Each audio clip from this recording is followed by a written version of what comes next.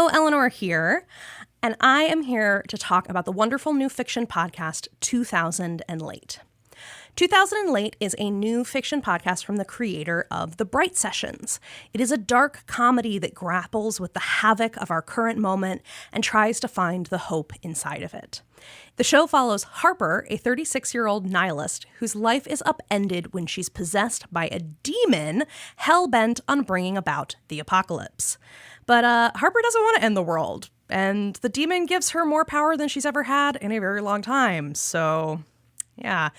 I'm loving this show. It's sharp and funny, and it's a cathartic release from the anger and impotence I often feel about the dumpster fire of a world we are all living in these days. It's unapologetically angry, surprisingly tender, and deeply entertaining. I think that 2000 and Late is ideal for fans of Fleabag or Killing Eve, Jennifer's Body, Yellow Jackets, Venom. So, yeah, let's go create some havoc. Oh, and also, Jeffrey worked on this. Jeffrey is the sound designer, and that's also really cool. So please go check out 2000 and Late wherever you listen to podcasts. Hello, listener. This is producer Jeffrey. Step into my time machine. Long ago, beginning in the ancient past of 2009, we made a show called Our Fair City.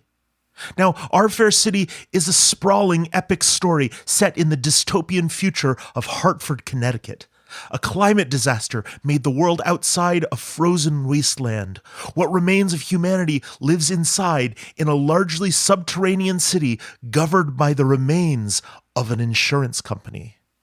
Now, Our Fair City is darkly funny. You'll meet mad scientists, lightning riggers, the woken dead, giant ants, time travelers, and mole people. We are currently re-releasing Our Fair City weekly, so this is a great time to join us for a romp through the tunnels of Heartlife. After today's episode, we'll be sharing a trailer for the show. I hope you'll check it out, and I would love you to join us in our listen of Our Fair City, found wherever you're listening to this podcast right now. Hello, this is Eleanor. I am coming to you today wrapped in my favorite, coziest sweatshirt.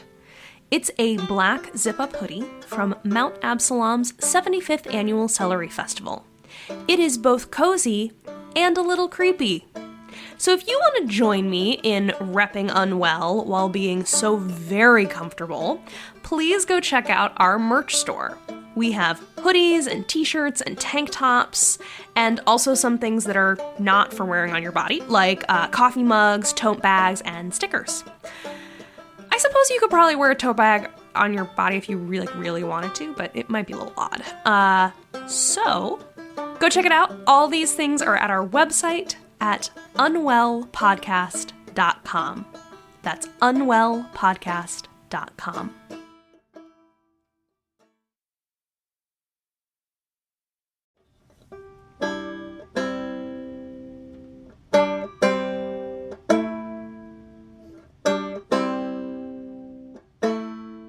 Hi there, Jeffrey here.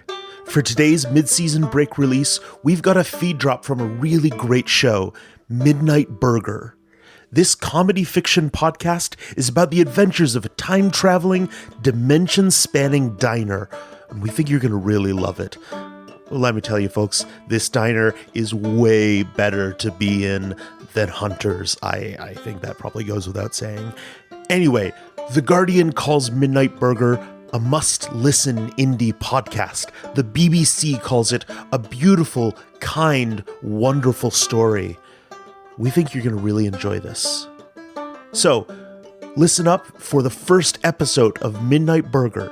And to learn more, head to www.weopenat6, that's SIX.com, or search for Midnight Burger wherever you listen to podcasts. Enjoy.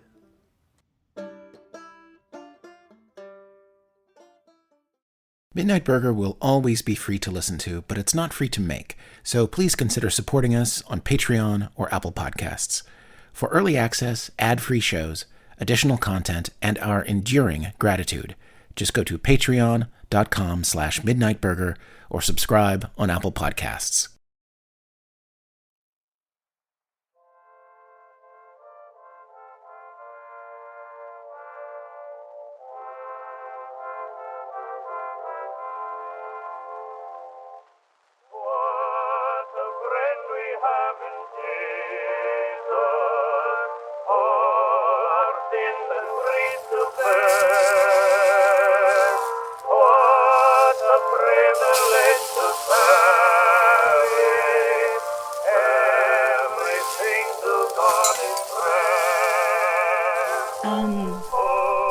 Hello? Hello? Hello? Hi! I'm here for the job interview. The what? Job interview? There was an ad. It said all applicants be here at 6. I was assuming 6 p.m. Was it a.m.? Because that would be weird. An ad? Yes. Am I... This is Midnight Burger, right? Yes. Okay. You're kind of freaking me out right now. Why don't you have a seat at the booth? I'll be right with you. Sure. What the fuck?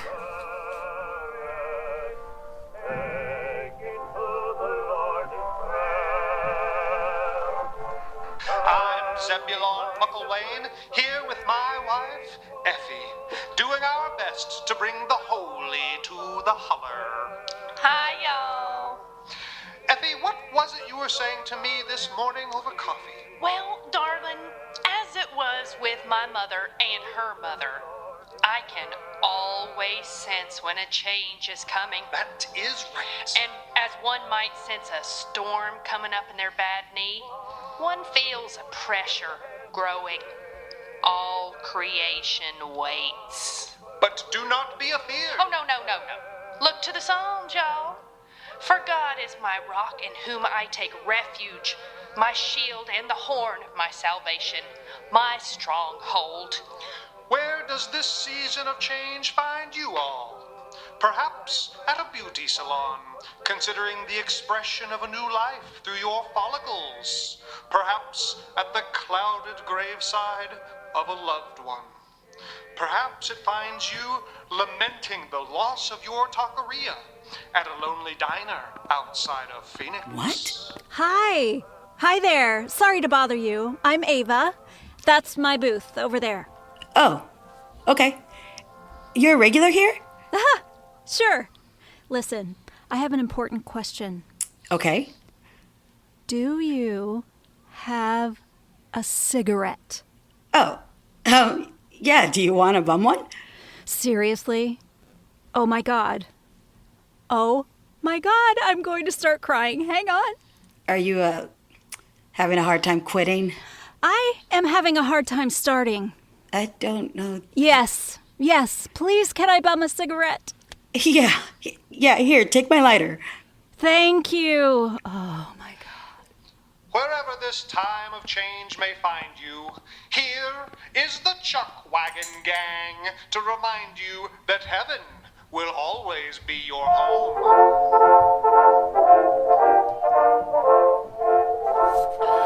Okay, hi.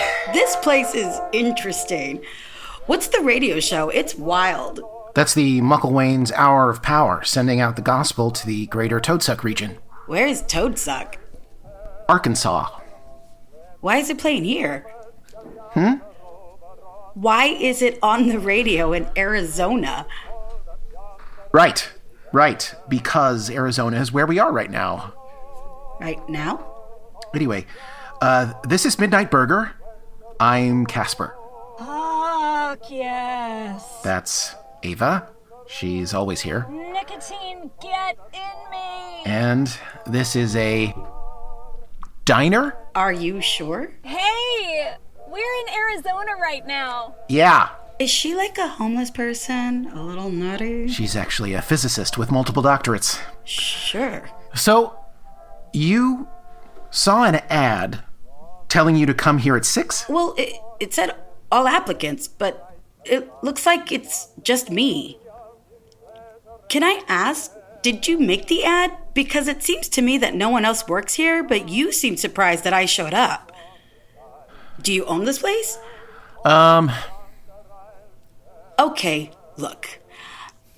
I don't have time for this.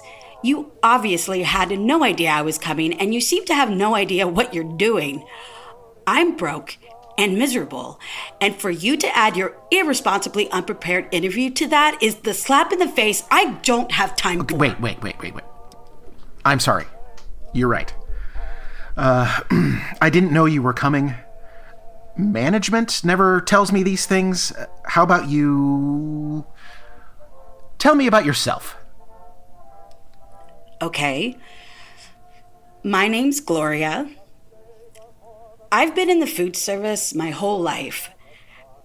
I had a taqueria for a while, but the pandemic shut it down.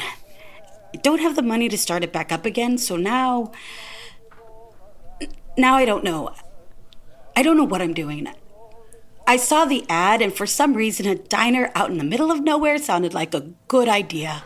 There any family in the picture, or...? No.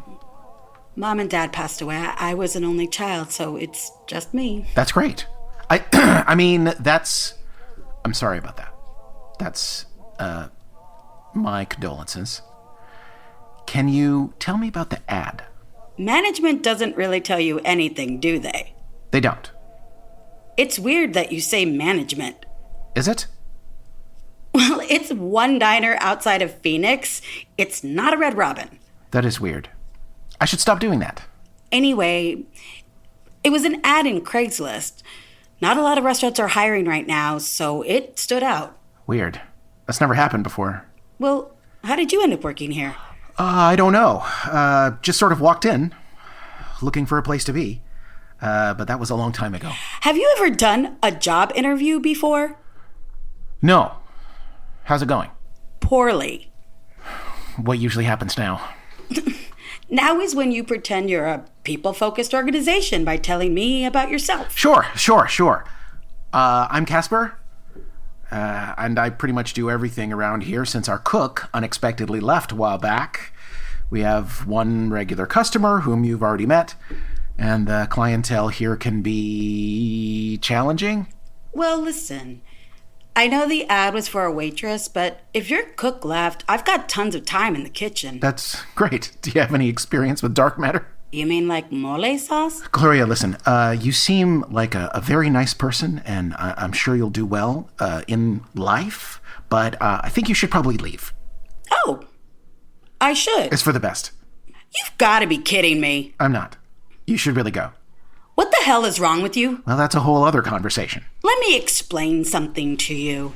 This place is an embarrassment to all restaurants, and you have no customers. I don't want this job, but I'm not leaving until you offer me this job so that I can turn it down. You really need to leave before it's too late. We've got a problem. Shit. Look, on the horizon. God damn it. What is that? Is that a sandstorm? Nope. It looks like a sandstorm. It doesn't matter what it looks like. What does that mean? It's coming towards us. Well, what do you think? Am I going to get stuck here? Gloria, Yes? just remember that I told you to leave. In times of change, we often weep for the life we were promised. A life we promised ourselves. A life we imagined. All those visions of our future can be swept away in the deluges and tempests of creation. And though they may be swept away, still we cling to them. We can gaze so deeply into the visions of a promised life, and often the life we've been given slips past us and out of our grasp as well. Do not gaze too deeply into lives unlived, my brothers and sisters. Do not fall in love with apparitions. And for those of you out there still missing that life you feel you're owed, here's the Norfolk Jubilee Quartet to ease your aching ghosts.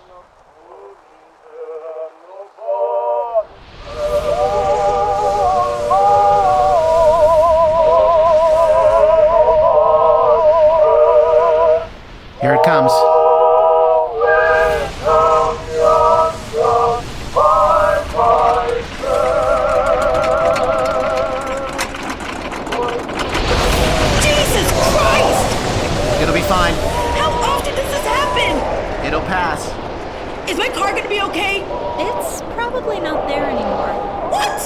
This doesn't feel right. I was just about to say that. Of course it doesn't feel right! Okay. We're okay. I'm going out there. My car is gone! No, it's probably right where you left it. It's probably us that's gone. What does she mean? It's us that's gone? Ava, don't go out there. Relax. It's weird out here. It's not dusty, but I can't see past the parking lot. The parking lot my car is supposed to be in? What's going on right now? I think I know what this is. Hey, Caspar, go to the back door. What am I doing? Just go. Okay. Do you see my car out there? Your name's Gloria? Yes. Gloria, I'm gonna throw a rock away from this diner, and it is going to magically hit Caspar, defying all laws of physics. When that happens, tell me how concerned you are about your car. Wait, you're gonna do what?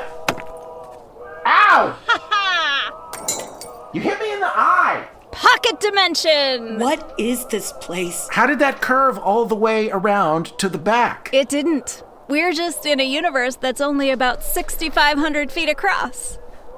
Caspar! Is that Leif? Who's Leif? He's our cook. Leif? Oh, thank God! Hey guys, Leif? What the fuck? What's going on? listen, we don't have a lot of time. Motherfucker, everybody stop, god damn it!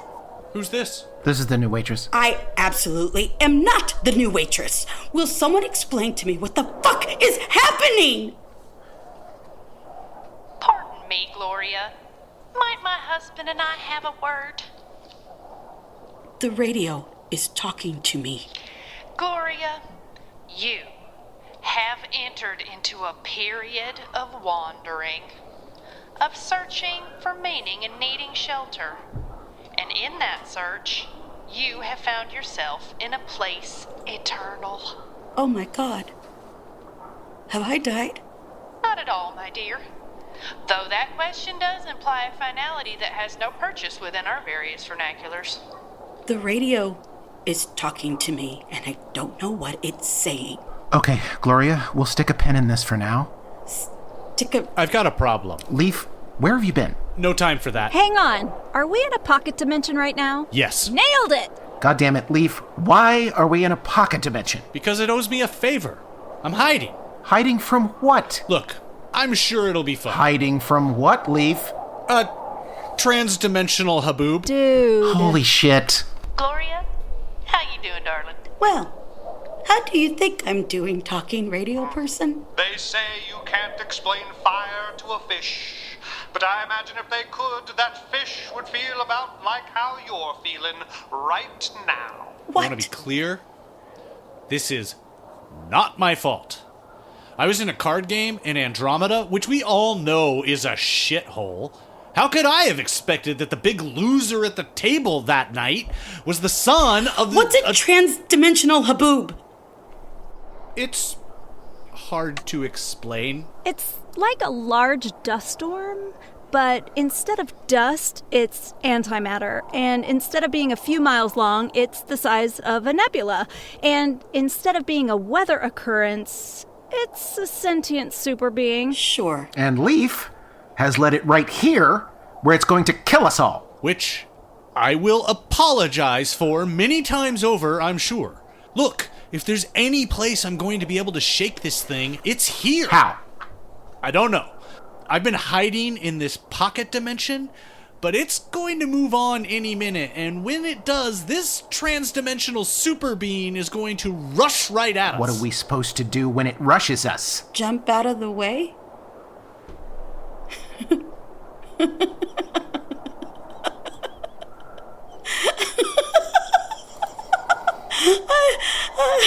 Sorry.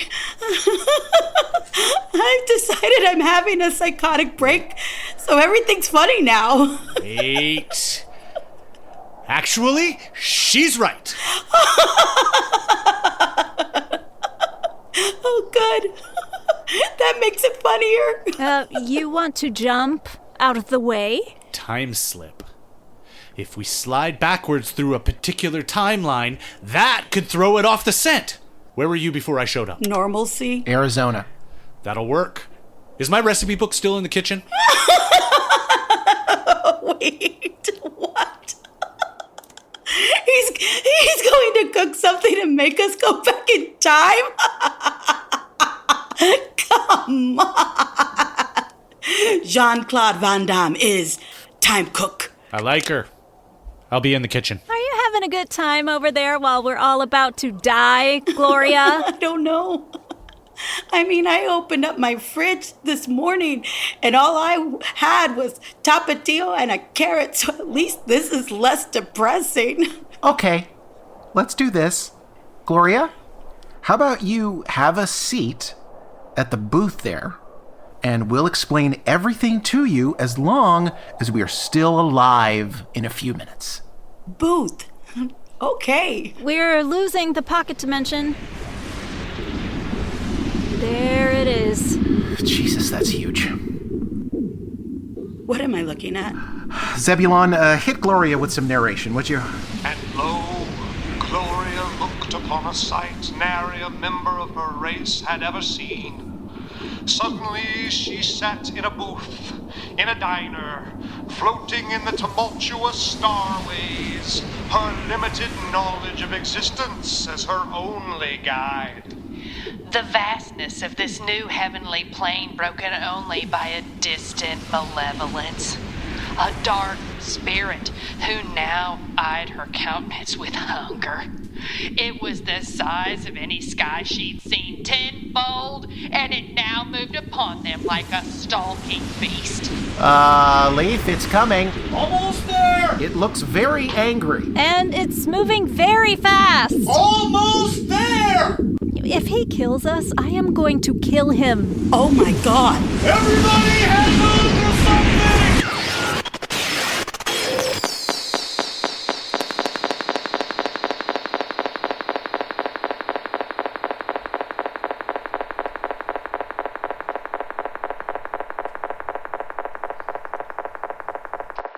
Now the earth was formless and empty. Darkness was over the surface of the deep, and the Spirit of God was hovering over the waters.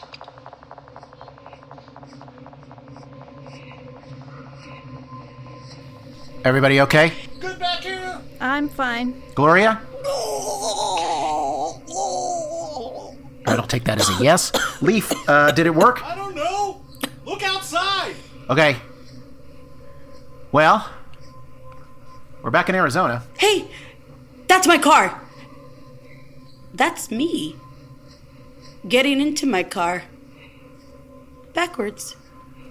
That's me driving away backwards. We're going backwards in the timeline. We may be here a while. Leif, it looks like it worked. Okay! I'm going to pick up speed! Things are going to go by pretty fast! Gloria, try and keep it together, okay? Just, keep your eyes outside. Watch the highway in the distance. You see how it disappears? Now the road that you drove here on becomes a dirt road. Then no road at all. Keep your eye on the view outside. I'll be right back. I think that went very well. I'm not going to thank you for solving a problem that you created. Hey, Okay, guys, huddle up. We need to explain to Gloria what's going on. she seems fine. She's looking out a window and watching Arizona go backwards in time. She's not fine. We need to explain things to her. And by we, I mean Ava. Oh, I'm explaining it? Fine. Pussies. Hey, Zebulon, could we get some, explaining what the hell is going on music? That's a wonderful idea, Caspar. Here's the Haydn Quartet with Will There Be Any Stars in My Crown?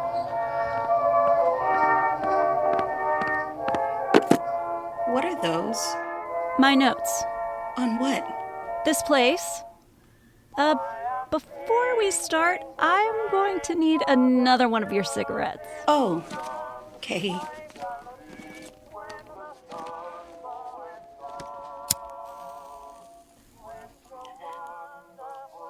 Oh, would that the second one was just as good as the first. Am I right? Please start talking. So, when I was young, my mother always dreamed of me being a nightclub singer. But all I ever dreamed of was going to college. So she disowned me, and off I went to college. And then I went back to college again and again and again. I had a real knack for it. I got this big stack of doctorates. And like most people with a big stack of doctorates, I spent a lot of time in front of a great big chalkboard. I had a great one. It slid back and forth. I miss that thing. I would write big, long equations, publish, write more big, long equations, publish again, etc. When you're a scientist and you spend your time zooming out on the universe, you discover that the universe is inherently a huge bummer because everything is dying. Constantly, matter and antimatter is breaking down, forming into something else, and breaking down again. Look out the window. We are going backwards in time at an alarming rate. Do you see anything staying put? Even the rocks are changing shape over time. Myself and my colleagues all accepted that. We accepted that the universe was in a constant state of decay. We had become coroners, really, studying celestial death. But I had a problem, because on my chalkboard, and my chalkboard alone, all those equations I was writing were slowly pointing towards something. There was a point, somewhere deep in existence, that wasn't dying. It was a constant. And the universe doesn't do constants. The universe does death. So, this one strange spot in endless space and time was an anomaly. I tried to tell people about my theory, but everybody said I was crazy, which, as a scientist, is when you know you're awesome. So, what's a girl to do? Be called crazy her whole life? No. I decided that I would leave my lovely chalkboard behind and go out and find this thing. I would go to the singular point in all of existence that somehow wasn't dying. Turns out, it's a diner. Thanks for the cigarette. Whoa, hang on. Why is it a diner? Oh, I have no idea. Ava, tell her the rest. What? Everything after that is theoretical. Oh, by the way, that's my booth over there. No one touches my booth. Okay, that was 0% helpful, Ava. Thank you. No. That helped. Suck it. Tell me the rest.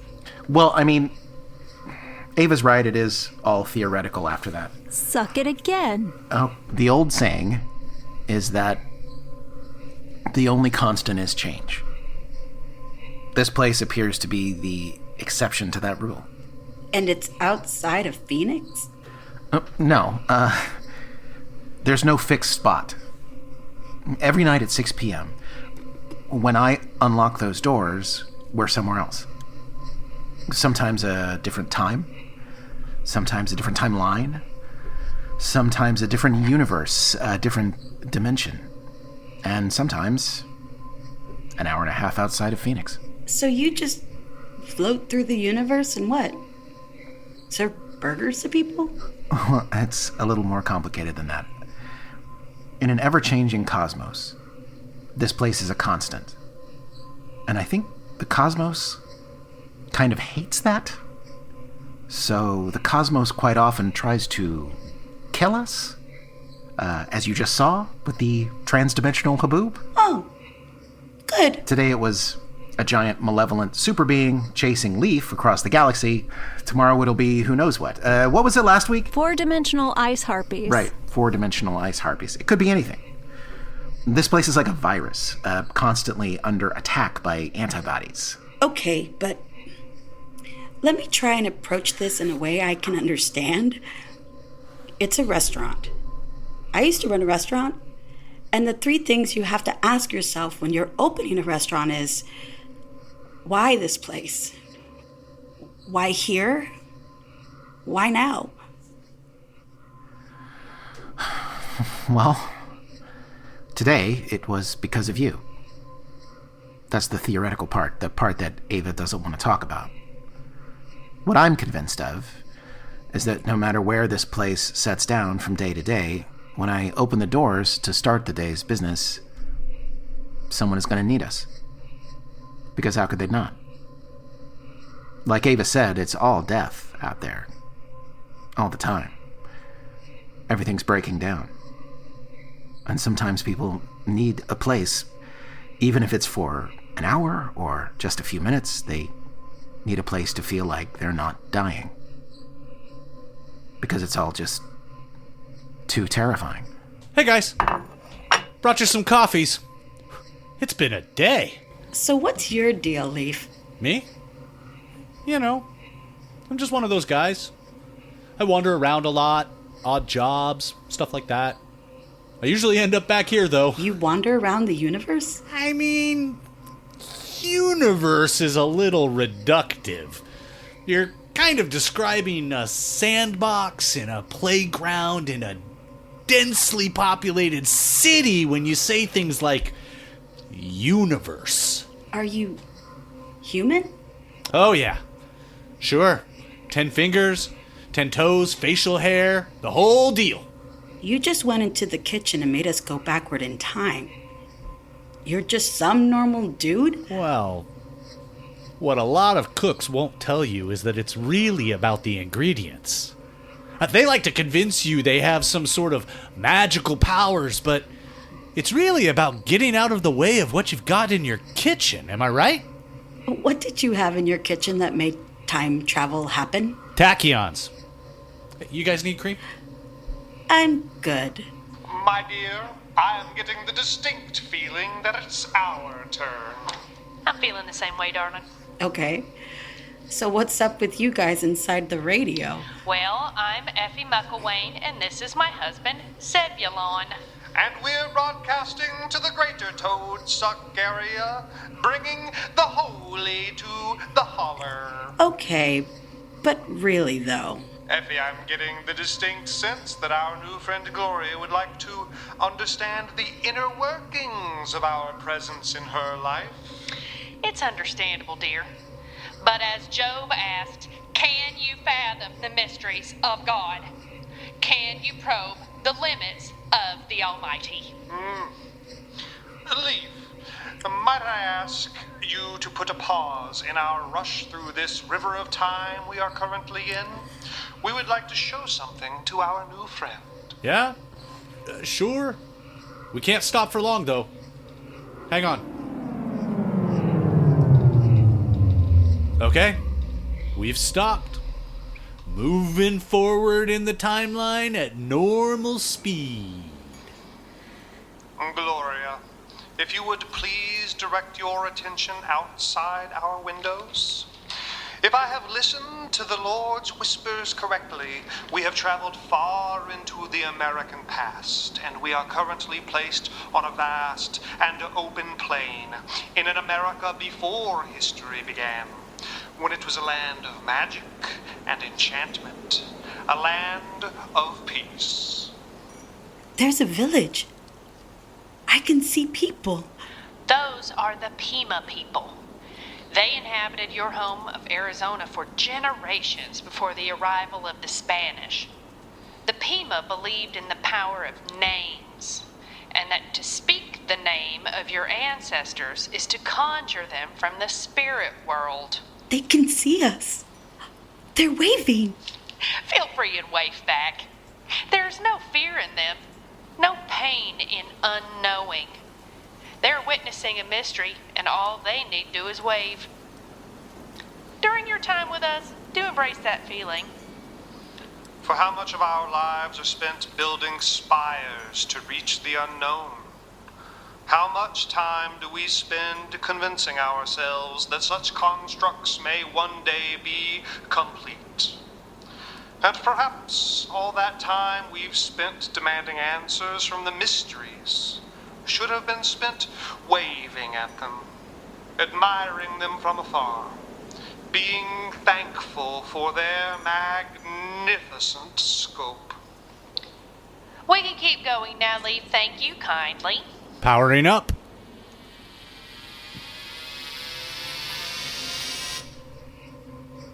Okay, he's gonna take us pretty fast now. There goes the village. And then here comes the Oh, wow. Ice Age. This is amazing. Ava, you're a scientist. Are you in heaven right now? This is amazing, right? History's boring. Why? Because it already happened. Oh, come on. I've seen some pretty amazing nonsense sitting at this booth, you know? Time slippage is pretty kindergarten for me at this point. Can you humor me, please? I'm having a moment. Be amazed with me. Give me another cigarette, and I'll promise to get interested in something. You really like cigarettes. This place is the most amazing place in existence, but nobody thought to put in a cigarette machine. Okay, fine. I'll make that deal. Excellent. Hey, Leif. Yeah. We're going to make a stop at the Devonian era. We can't keep doing this. Or I could remind you that you almost got us killed today. Fine. Coming up on it. I'm going to stop around 415 million BC. That'll do. Get your purse. We're going outside. Isn't that bad? Isn't there something where we could change the present by messing with the past? No, the butterfly effect is sexist. Oh, it's sexist? Only a man could think himself so important that even his slightest action could influence the time stream. Okay, we're here. Let's go.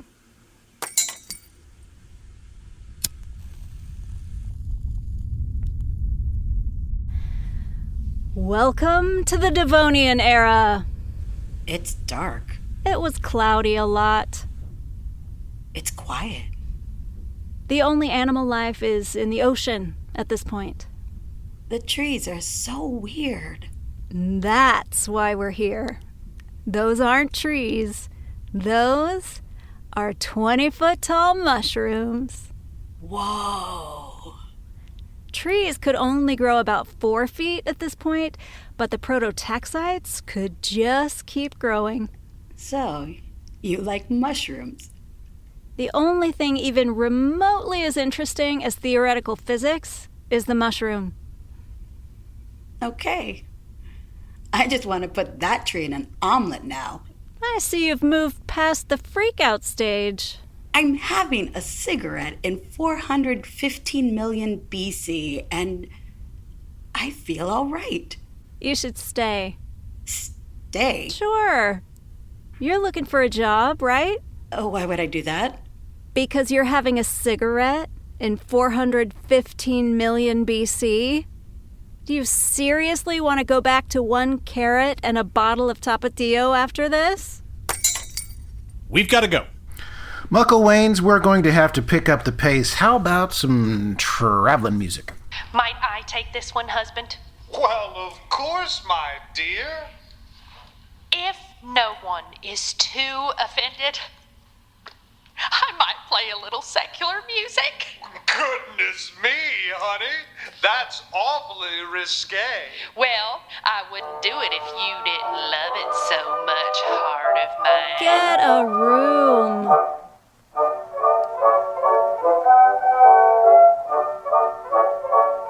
I'd really kill for some Linda Ronstadt sometimes. Okay. This could get weird. We're going to go full speed all the way back to the Big Bang, and that should toss us back to where we started. Hang on. How are you feeling? One hell of a job interview.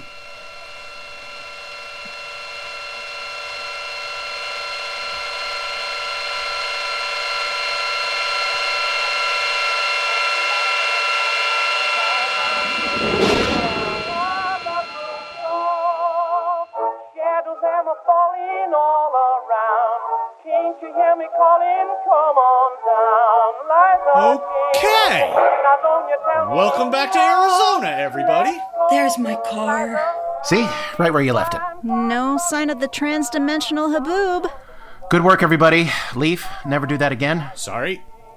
Gloria, listen.